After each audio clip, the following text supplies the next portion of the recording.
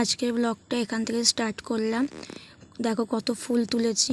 পুজো দেওয়া হয়ে গেছে। দেখো সাজিয়েছি টগর ফুল দিয়ে, সাদা টগর ফুল দিয়ে কি সুন্দর দেখতে লাগছে। আর মাথাটা আজকে ঘষেছিলাম, ঘরে পরিষ্কার করছিলাম, ঝুল ঠুল ঝেড়েছি।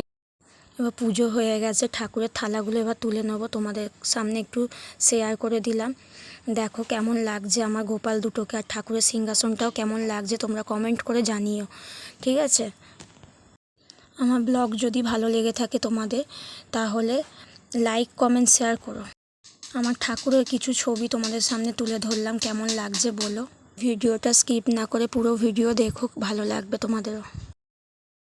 বিছানার চাদরটা টান টান করে পেতে চেঞ্জ করে দিয়েছি এই ঘরে, কেমন লাগছে বলো। আর ঘরটা দেখো একদম পরিষ্কার টিপটপ করে নিয়েছি।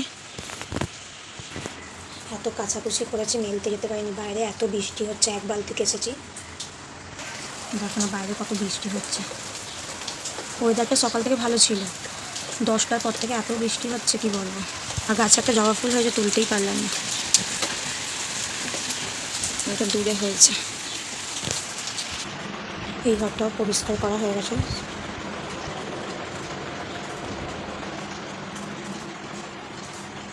জলের বোতলগুলো খালি, ওইটা ভরতে হবে। এখন রান্না চাপাইনি, এবার রান্না বসাবো।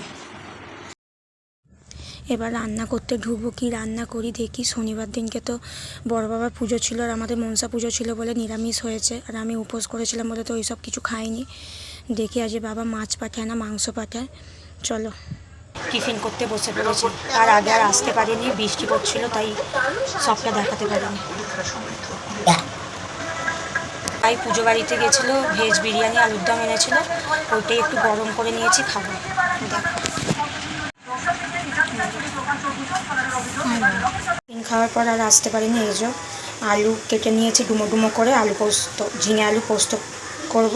টমেটো, কাঁচা লঙ্কা, এখানে ঝিঙেটাও কেটে নিয়েছি, পোস্ত আর সর্ষে বেটে নিয়েছি। এদিকে ভাত হয়ে গেছে।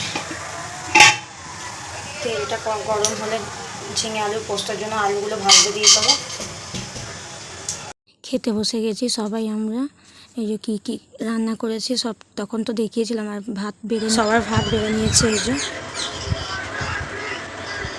এখানে পোস্ত আর মুগের ডাল করেছিলাম পেঁপে দিয়ে, আর কালকে একটু পটলের তরকারি আছে।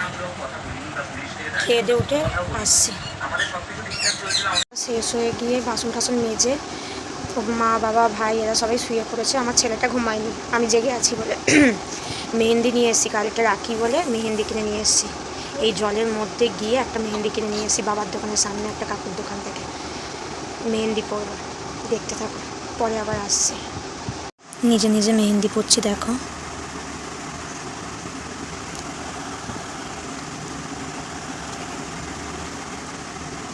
যেমন পারবো তেমনই পরবো নিজে নিজে, দেখতে থাকো কেমনভাবে পরছি।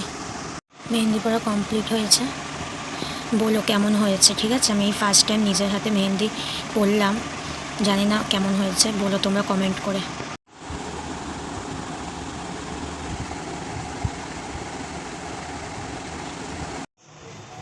আর ঘুম তো হলো না, কী বলে মেহেন্দি পরে বাবা তারপরে ফোন করে বলছে যে চা পাঠা, ওই চা করতে বসে গেছি।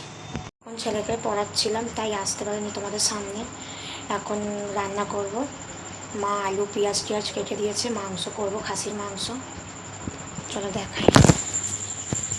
মাংসটা ধুয়ে রেখে দিয়েছি, এদিকে আদা রসুন ছাড়িয়ে রেখেছি, পেঁয়াজ কুটে রেখেছি, আর এখানে আলু টমেটো কেটে রেখেছি। রান্নাটা হয়ে যাক তারপরে আসছি।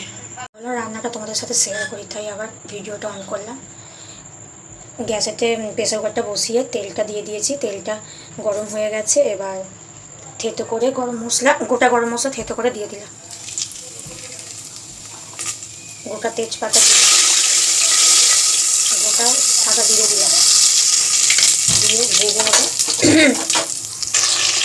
ওতে আলু, একটু পেঁপে টুকরো কেটে দিয়েছি, আলু টুকরো আর টমেটো নুন হলুদ দিয়ে ভাজতে বসিয়ে দিয়েছি। পেঁয়াজটাও দিয়ে দিয়েছি, একসাথে সব ভাজবো। এবার আদা রসুনটা বেটে ওতে দিয়ে দেবো মশলাটা। শিলেতে আদা আর রসুনটা একটু বেটে নিই। এবার আদা রসুন বাটাটা দিয়ে দিলাম।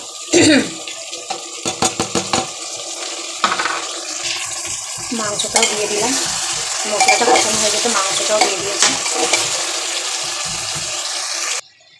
2 চামচ লঙ্কার গুঁড়িও দিয়েছি। এবার কড়াতে একটু গরম জল করতে দিয়ে দিয়েছি, ওইটা হলে গরম জল দিয়ে কষিয়ে ঢাকনা দিয়ে দেবো। একটু নুন একটু চিনি চেখে দেখে নিই কেমন হয়েছে। মাংসটা দিয়ে তেল ছেড়েছে, এবার একটু গরম জল দিয়ে কষাতে কষাতে তারপর পুরো জলটা দিয়ে বন্ধ করে দেবো ঢাকনা। জল দিয়ে ফুটতে দিয়ে দিয়েছি, এবার ঢাকনা দিয়ে বন্ধ করে দেবো। হয়ে গেলে তারপরে তোমাদের সামনে আসছি। রান্না কমপ্লিট হয়ে গেছে আর ছেলেকে খেতে দিয়ে দিলাম। দেখো মাংসটা ফাইনাল লুক দেখো কি সুন্দর দেখতে লাগছে না, লাল লাল খাসির মাংসের ঝোল। খাবার বেড়ে দিয়েছি, খাসির মাংসের ঝোল, রুটি, স্যালাড। ভিডিওটি এখানেই এন্ড করলাম। Good night.